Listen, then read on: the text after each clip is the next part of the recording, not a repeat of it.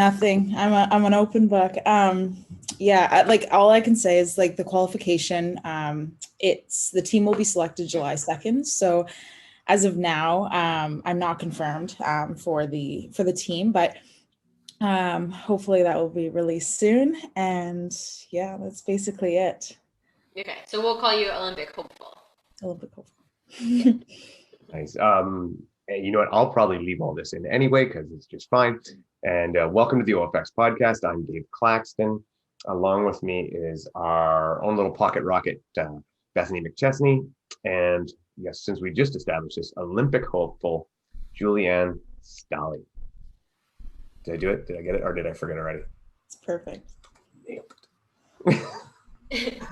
So Julianne, I'm really excited to talk to you, and I was just saying to Dave how like I've known you for a little bit now, but I just what you've done over the last few months has just left me kind of starstruck.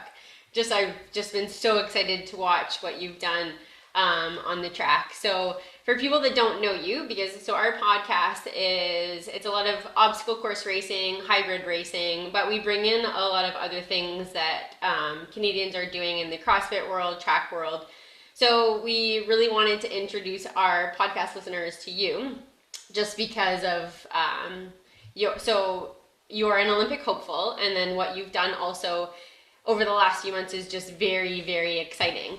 And so we wanted to introduce you to our listeners. So I also wanted to, so we met, so I don't know if you even remember this, we met probably, I don't know, it was 2 or 3 years ago, and it was at a Godridge 5K. And I don't know if you remember this, but I had brought a bunch of people out from my gym to race this.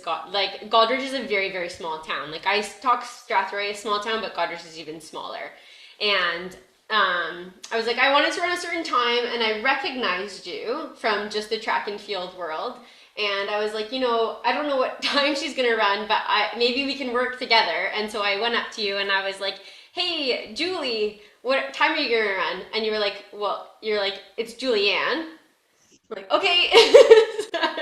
And then you told me your time, and it was a good solid minute ahead of what I wanted to run. I was like, okay, Julianne, I'll see you at the finish line.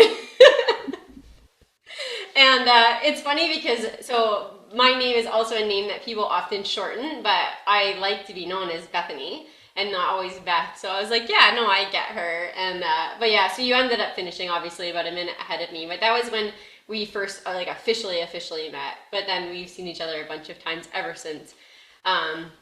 So since then you've done some. Can I ask one thing? I want to ask one thing.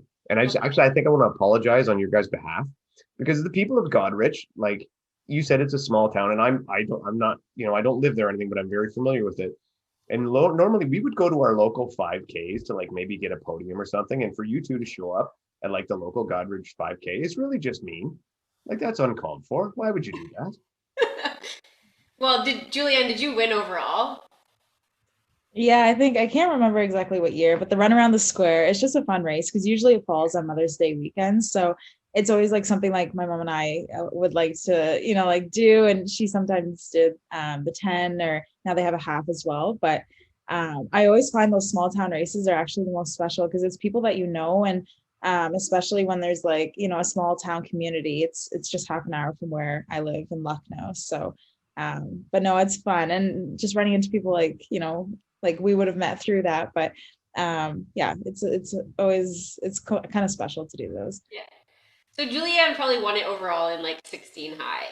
So like for your like little small town road race, it's kind of unique. Julianne, I want you to kind of walk us through. So for people that don't know you, so you've just ran over the last few months, and this is from your Instagram. Over the last few weeks, you have run 5 consecutive personal bests in the 5,000, and 3 times now under the Olympic standard, and 1 time under 15 minutes for the 5,000, which is really, really remarkable, which now puts you in the selection in the realm of being selected to be on our Olympic team. So huge congratulations to you. I am so excited for you. So just I want you to walk us through these last few months because it's been really unique being a Canadian during COVID times right now.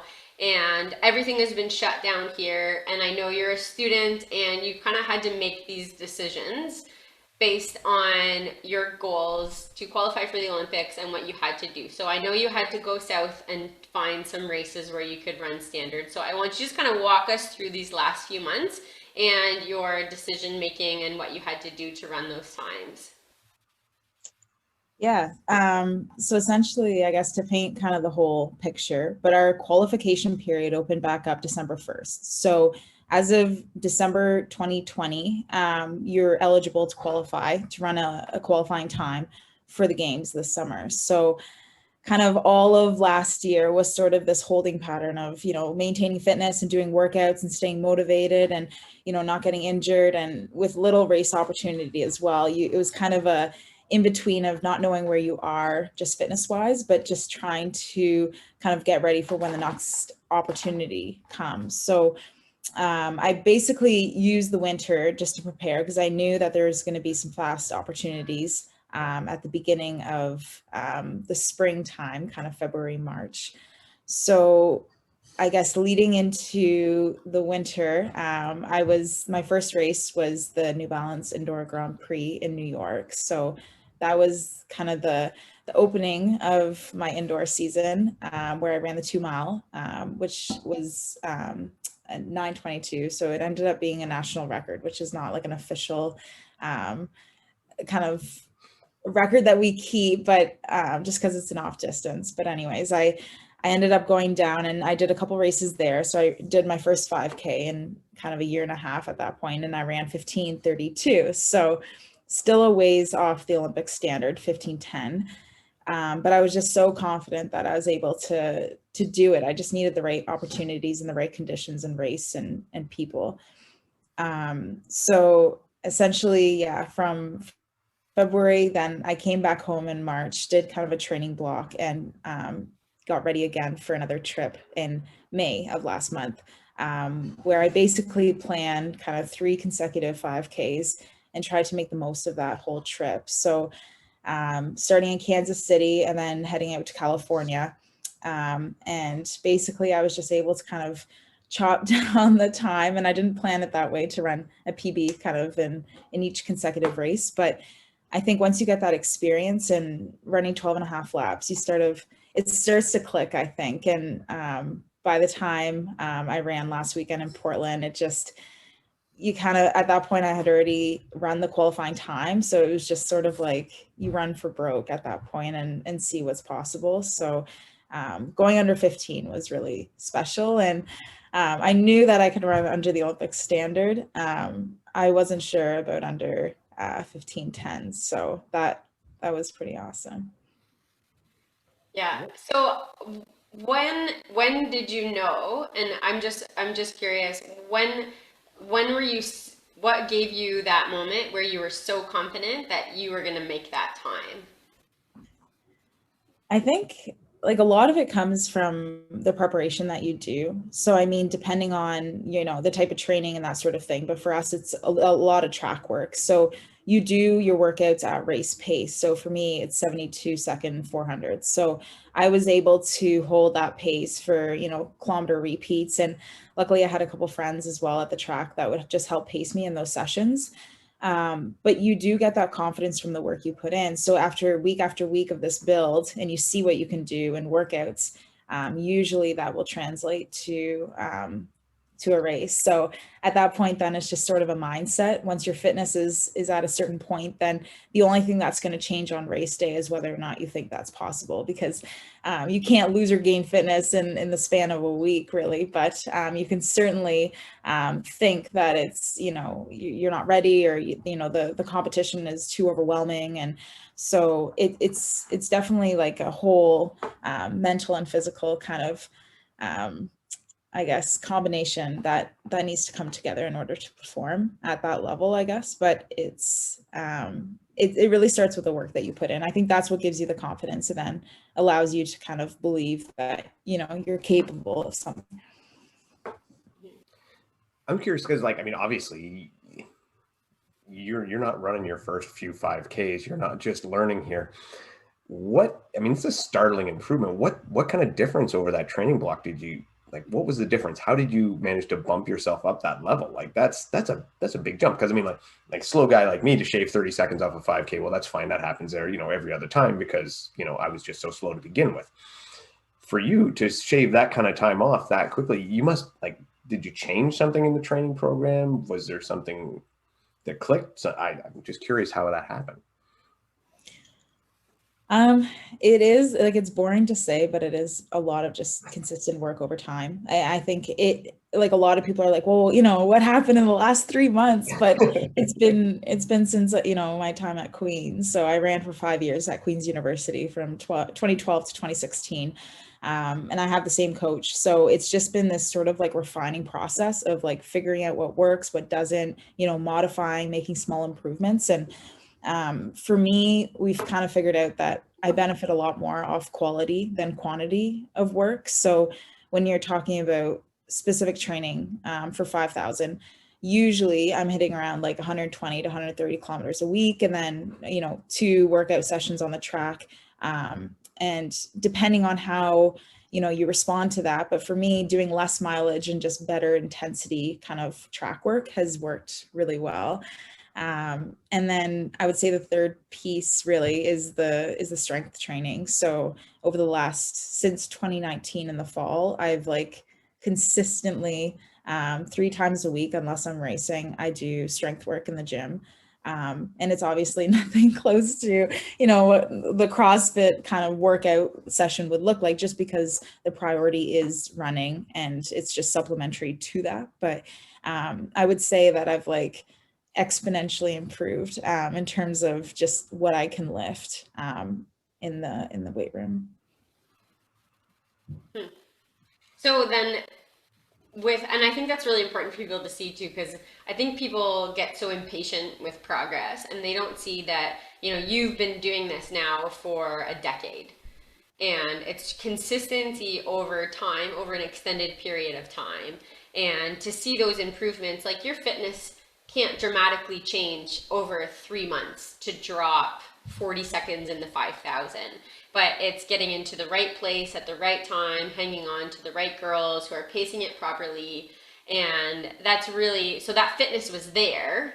You just had to get into the right situations in order to make it happen. And that came from 10 years of consistent training and smart training over that amount of time. So I think that's really important for people to realize. Like that's when those big jumps seem to happen, and it's just consistency. And I think that's a really important word for people to hear.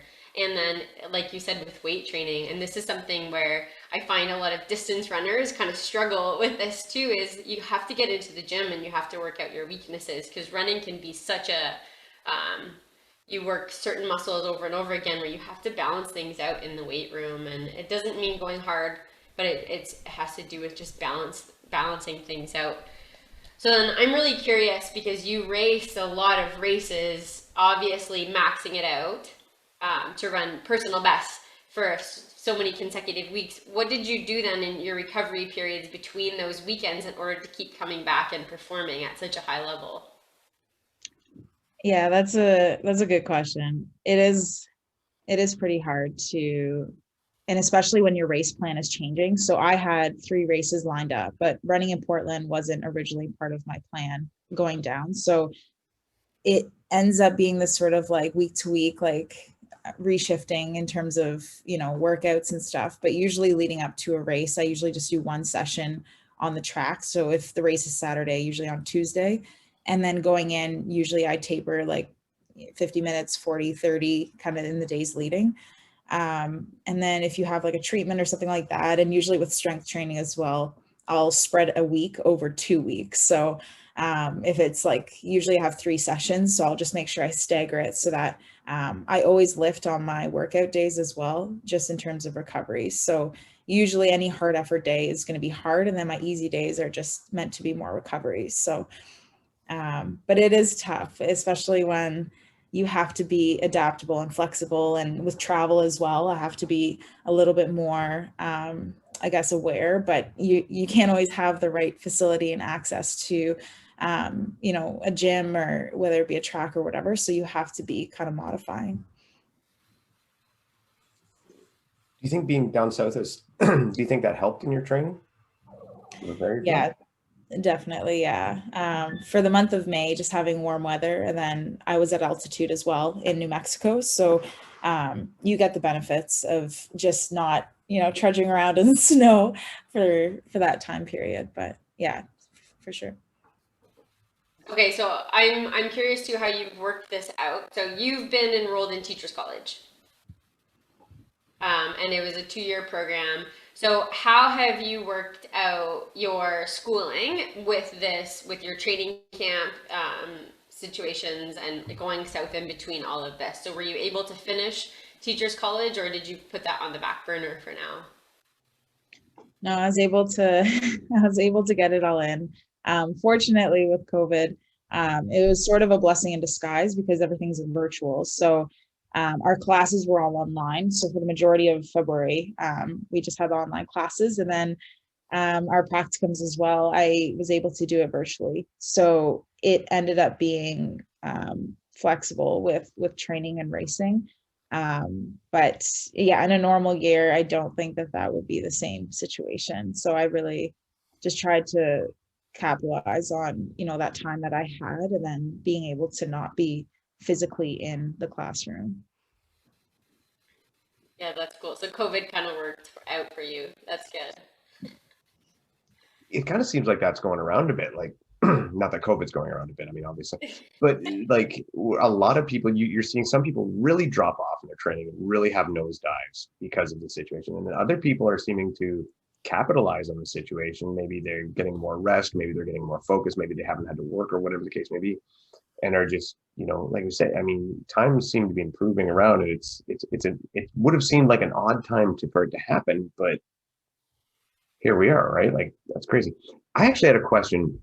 So your last race, I get when you went sub 15, what was that race like? Because I mean, obviously that would have been a faster pace and you were used to going. Did you, and I've not seen a video of the race. I don't know if there's one out there, but did you tail on to somebody? How did you approach your strategy on that race? Yeah, so essentially, is my video clear? I just want to be You sure that look like I'm good. Okay, sorry. But yeah, no, it was going into the race, you see the heat sheets before, so you know who you're like up against. And I always get excited when I see like top names. So Bowerman Track Club was there, and a whole bunch of other pro groups from the US. But Carissa Schweitzer in particular, she's run 14 like 26. So I knew that this was not going to be any sort of like, sit and kick style. But you always have to go in with sort of, the idea that, you have a race plan, but likely, 9 times out of 10, it's never gonna happen that way. So in the moment, you're really just like, you kind of turn off your mind and just race. But luckily we had a pacer until a roughly 2K. So it was a little bit slow to start, but we were luckily, the splits are pretty easy too. So with 15 minutes for 5K, it's just 3, 6, 9, 12, and then 15. So your splits, you see every kilometer. It's pretty easy to calculate any difference off of that. You know that you're, off or under that time. So I think we were about 9:02 through 3K. So I was pretty comfortable at that point. Because I know, like running 8:47, it makes, 9 minutes feel relatively easy. But then about 1500 out, then you have to start kind of deciding like, when do you think is your best time to go? And for me, usually around the 500, just before a lap to go, is usually when I want to get into position before you have to go around the bend again. So it's on the straightaways is usually the better time to pass. So on the back stretch 300, I was already in the lead coming into the last lap, and I just thought like at that point you just have to go for it. And I wasn't quite able to hold off Andrea Sakafine and Jessica Hall, but I have no regrets from how I ran that race. And I think just pushing a little bit earlier, although from a placement standpoint, if this was a championship race, you would want to run that differently just to be more tactical in terms of placement if you're looking for like a podium finish. But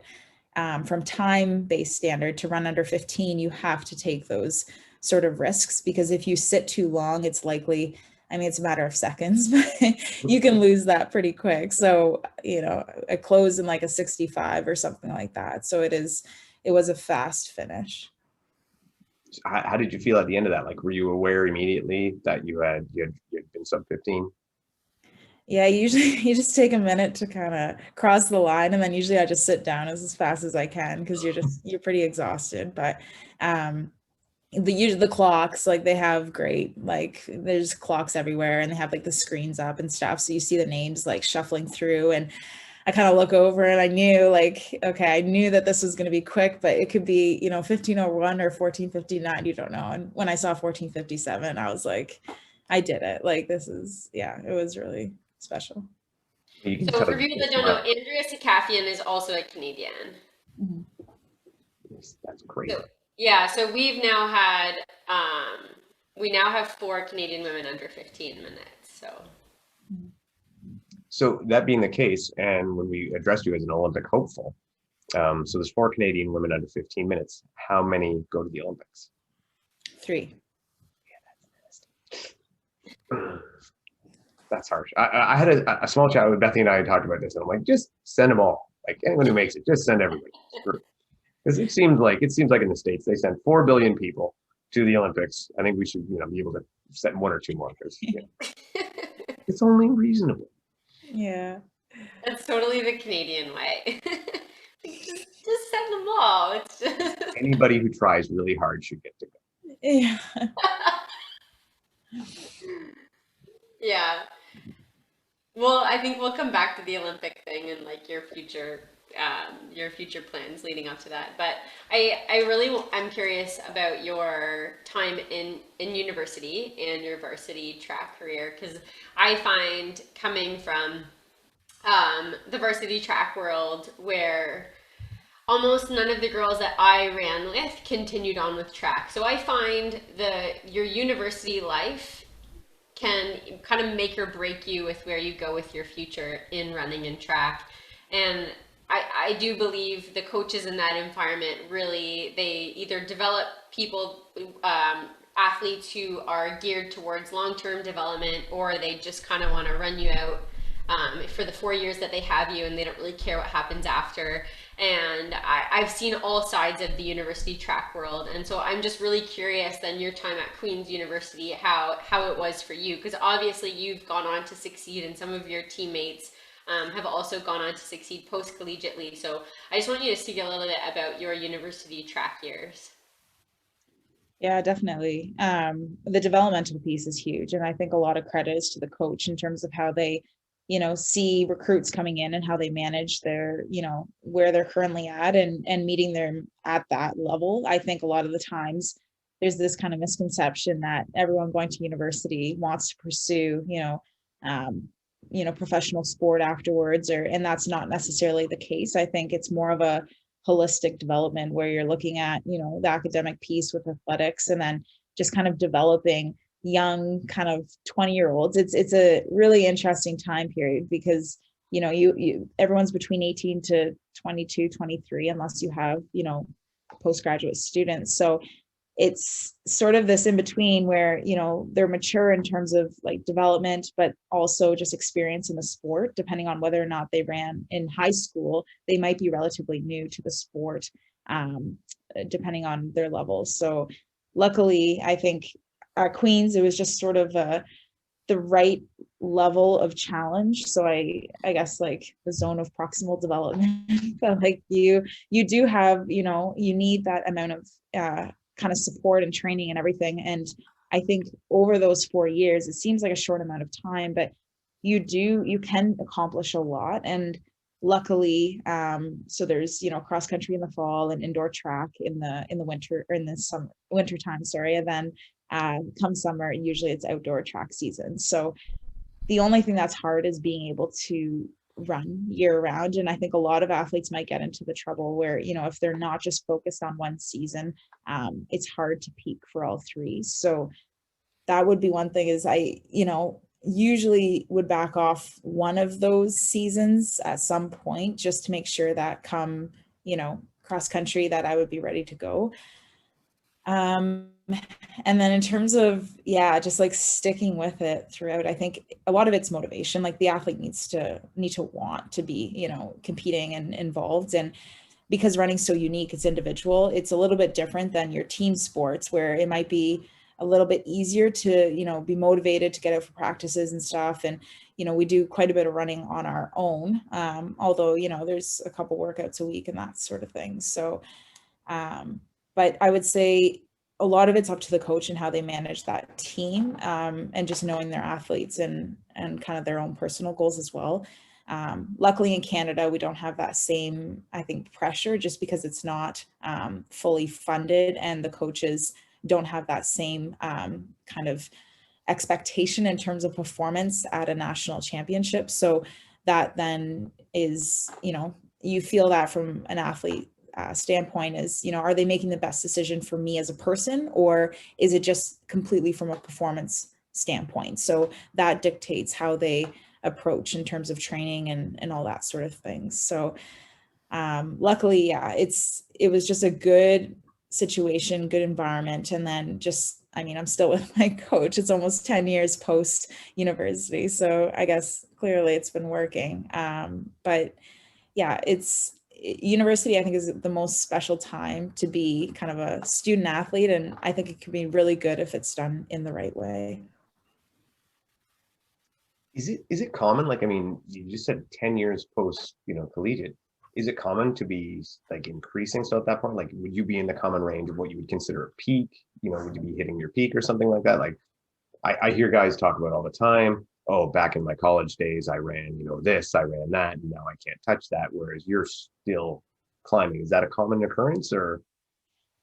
Yeah, like I'm 27 now, and I would say I'm sort of on the upswing in terms of elite, kind of into like more professional for running. Usually, like, luckily, you move up in distance as you get older, typically running. So, 1500, 5K, I'm still, I've still got some speed, but ideally, in the next, 5 or 7 years, I would say moving up to maybe more road races, kind of 10K half marathon. That's sort of the natural progression. And luckily, in comparison to some other sports, but it is the longevity. Like if you're doing it the right way and you have the right training and the right coach, and you're doing your strength training and everything as well, you can be involved for, I would say for life, and maybe not at that competitive level, but there's people who are, in their late 30s who are, our top marathoners in Canada. So it's really encouraging that way. So I'm also really curious because you had mentioned how you've had a sponsorship with New Balance since 2015. So when I was in university, that wasn't really allowed. You weren't allowed to make an income as a varsity athlete as amateurs. So how has that changed then? Because that's very foreign to me from the world I grew up in. Yeah, technically, it's considered, I know in the NCAA, you can't receive prize money or income. In Canada, I don't think that rule is the same. And I think it's mostly because of the funding from the university itself. So anytime that I ran with Queens, I represented, it was Adidas at the time, but you would wear their uniform. But yeah, in 2015, that's when I started with New Balance. And in terms of support, I think it ends up, like, over the years, it's kind of formalized more so, and you kind of get more into contracts and stuff as well with these shoe companies, because and running, unfortunately, it's not as transparent. So, in comparison to the NHL or NBA, you can look up athletes' salaries that they make per year. Running isn't like that. It's individual. It's, person to company kind of agreements. So it's not as open and kind of talked about, which is, I think, a disservice to the athletes as well, just because there's not as much kind of clarity in terms of that process. But from a university athlete, it wasn't something where you're making a salary per year. Apparel and shoes and all that kind of stuff was a big part of it. But at these races, once you're competing at this level, there is quite a bit of prize money. So you start negotiating, in terms of like where you're going and races and all that kind of stuff. And that's sort of the next level, depending on where you're at. But then moving from sort of high performance elite into professional, into the professional side of the sport. So would you call yourself a professional athlete right now? I would say I'm in the in between right now. I would say I just graduated, so technically I would have still been a student athlete, but it's sort of like the high performance, I would say elite at this point, and then kind of looking ahead, hopefully kind of moving into that professional. There's been a lot of ground in, like when you talked about marathons earlier, there's been a lot of ground in the marathon shoes with all the Vapor, Zoom, Fly, Hyper X4 9Ks, titanium embedded plates. Anyway, the point is there's been a lot of advancements to the point where they're talking about outlawing certain shoes in marathons. Is it the same for the short distance running? Or like, has that changed that much? Has the technology, bumped up that much? Yeah, so we wear a carbon plated spike on the track. So essentially, you can't modify a spike too much. I guess, 50 years ago they were probably leather shoes that were that were fairly heavy, but now, they're only a few hundred grams. And basically the plate in them is pretty stiff, so you don't lose much energy, output. So it sort of it just allows for that kind of rigid push off, I guess. So the only limitation is the stack height. So the foam is actually a big part of the shoe. It's not just that carbon plate. So for the 4% or the Vaporfly, which Nike makes, they've now put a height limit. So on the track, you cannot have a shoe that's over, I don't know exactly the specifications, but I should.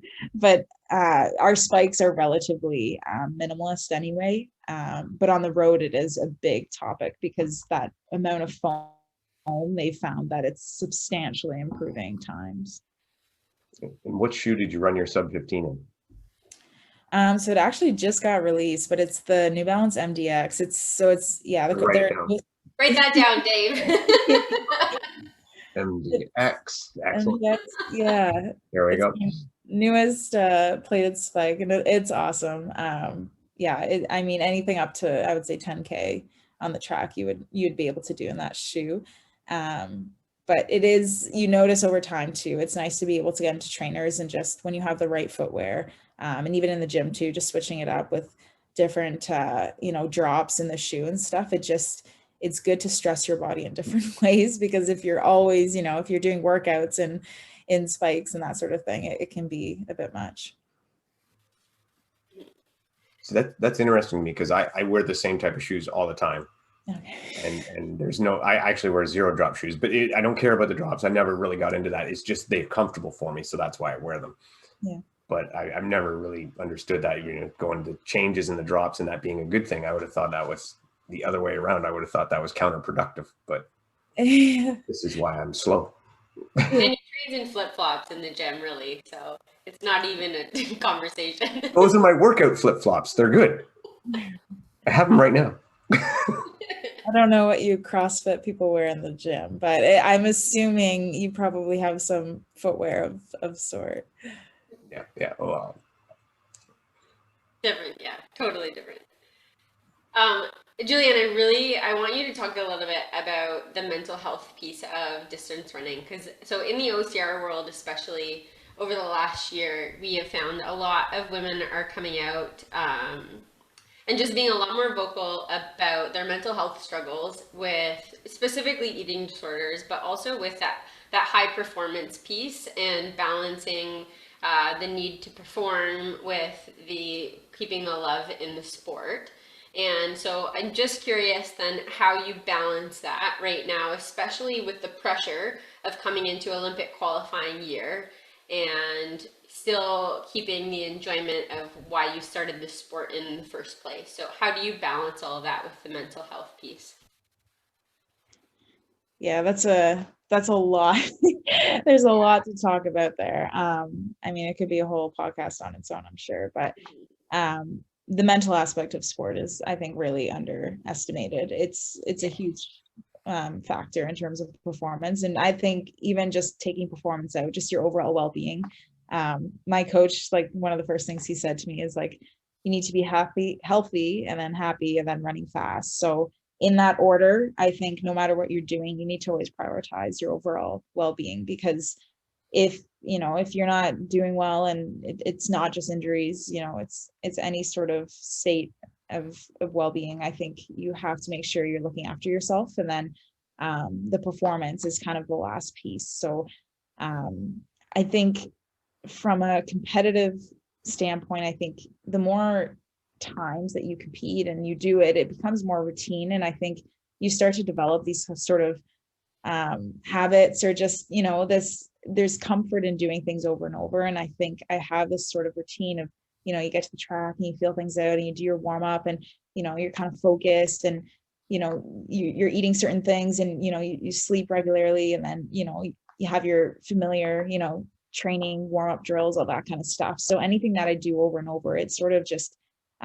it allows me not to have to think too much, and it just kind of puts me in that frame of mind that I need. And then I think my approach in terms of racing has really changed. I think, especially since my university years, I would be fairly anxious, and I think sometimes it would take away from the enjoyment.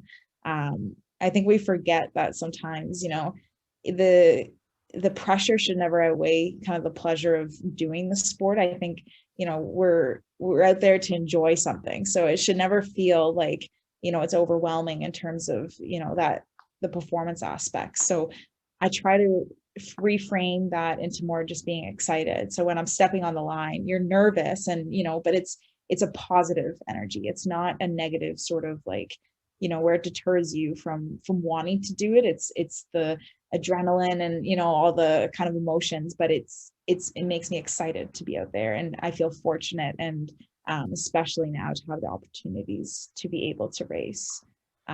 So I think it's shifting that a little bit. And I mean, the mental health part of it, it's depending on your kind of predisposition into the sport, and how you cope and manage, and what strategies you have available to you. I think the support around you is really important, and making sure that whether it's your family or friends, that they whether or not you perform well or not, they're still just as happy for you.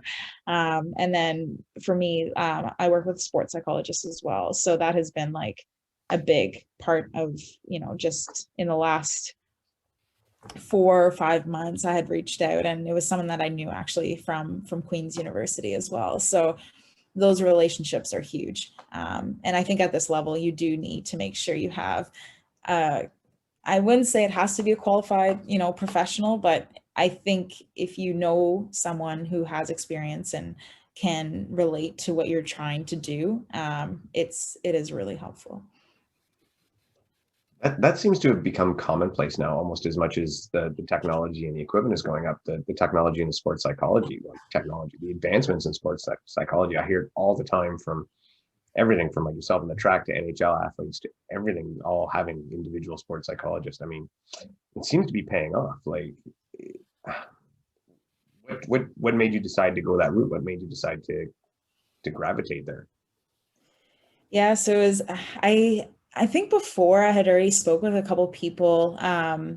It like we had, it was sort of informal, and sometimes you have to be careful because sports psychology can get kind of mixed in with like counseling and like life coaching and therapy, but it's not like, when I think about sports psychology, it's a registered psychologist, and some of them specialize. So Bethany had brought up like eating disorders, for instance, but each individual probably has a specific kind of topic that they had researched, or that a specific population of athletes maybe that they worked with. But funny enough, so the guy that I work with, Dr. Dean Tripp, he's actually a pain psychologist, clinical psychologist in Kingston. So unrelated to sport, he works with IBS, so irritable bowel syndrome. Sorry, but a lot of just pain management, but he's a big sports guy as well. So kind of coming from a hockey background, but he works with the athletics department at Queens, and that's how he was actually one of my profs as well. So I knew this individual, and I think having that relationship with, whether it's a, you have a counselor or therapist or whatever, I think you need to build that rapport. So it's almost more important than, maybe their qualifications, but how you relate. And I think it is tough to sit down with someone that you've, never spoke with before, then just like give them your life story. And you can't just give them a piece. You need to give them, the full picture so that they can approach it from kind of a, holistic and helpful way, in terms of what you need. But I think that has been really great because, just kind of seeing eye to eye and kind of similar approaches. And at this level as well, you don't really need to be told what to do. It's just kind of reaffirming what you already know. So it's just being able to kind of like lay out, your stresses and all that kind of stuff, and just reframe and figure out, okay, I can do this and it's going to be okay. And, even if it doesn't work, that's okay, and it's just sort of like a nice check-in. Yeah, I find I've heard this many times before where everyone in some people, you line up on the start line and everyone is very, very similar in abilities, but the difference is really what happens in your mind and your mental state between who crosses the finish line at what point. So it really does become very crucial. And when I was in university, I started seeing a psychologist as well.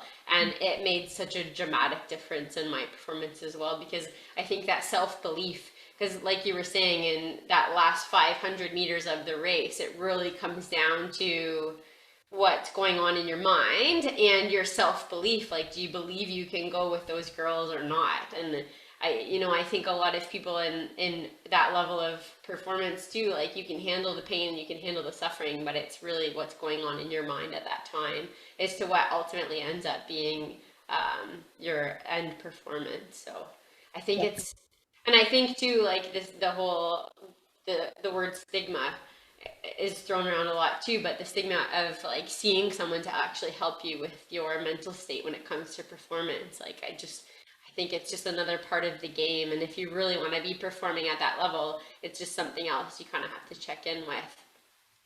Yep, absolutely. Now we're coming up to 50-ish days to Tokyo 2021.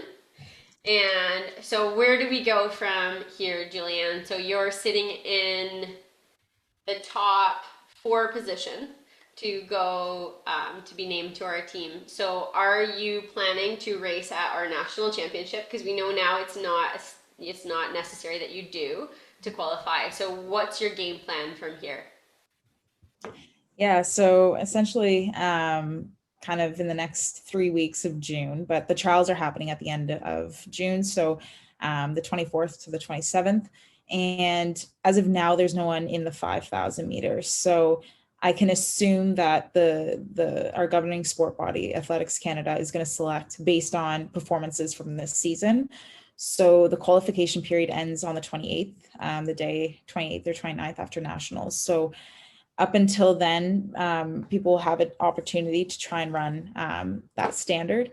But I think I've put myself in the best position I can in terms of just running that qualifying time now, three consecutive times, and getting under the 15-minute mark, I think, as well. And we do have a point-based system, which is sort of a arbitrary world ranking, but it's a way of basically using points to determine who's in the top.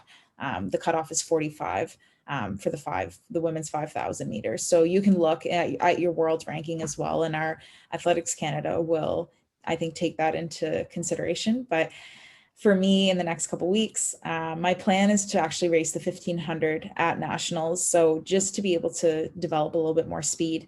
I don't plan on competing in that event, but it's helpful to kind of, just like wearing different shoes, but you do want to diversify a little bit. And usually championship style races are kind of more tactical, and you have to know how to position yourself. And it's not just a nice time trial where you can pace and, be in a row of athletes. So I think, yeah, that will be a good chance. So that's on the 27th. And then there's a small, well, not small, but there's another meet in Montreal following the trials.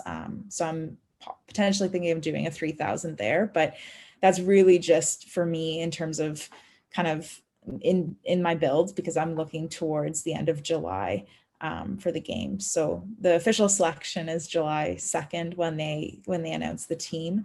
But yeah, up until then, you just have to wait and see if anyone else is, gonna come into the mix as well. But I would say I'm sort of in the second position right now for Canada, based on just times, and then I'm first ranked with the points. Oh, wow. Okay. Oh, that's it. Okay. Yeah, I didn't realize that. So, second position based on, so you're taking Gabrielle Stafford's time out? So you can't, assuming because of the Olympic schedule, you can't double in the 1500 and the 5K. You could only do an 800 and 1500, or a 5K 10K, or 1500 10K. So just the 1500 finals and heats and finals and the 5K overlap. So but yeah, Gabriella, technically she would have the performance for first ranked, which would then bump me to third. But right now it would be Andrea and I, then Kate and Natalia, who are also into the 1500 as well. So it's, yeah, you can only control kind of your performance, but you just try and put yourself in the best position. I gotta look at this point system. I have a feeling it'll drive me insane. I It's Yeah. so confusing. I've never made sense of it. Because different races are given different amounts of points. Like it's confusing. Oh yeah, I'm gonna go off, write some harshly worded emails. Sounds like good hobby for me to just slam that point system. That'd be fun. Yeah. Yeah, the easiest way I can explain it, but any race that you do, depending on the level of race it is, so if it's like an international competition, it'll be ranked higher. But you just want to run as fast as you can, place as high as you can, and then run at those big races, because that will give you the most points. And then they just average three performances. So your three best 5,000s get averaged into a score. And why we have that is just because you can compare yourself across all of the 5,000 meter times in the world. So at the Olympics, if you filter that out, three per country, because there'll be three spots on the line for every country in that event.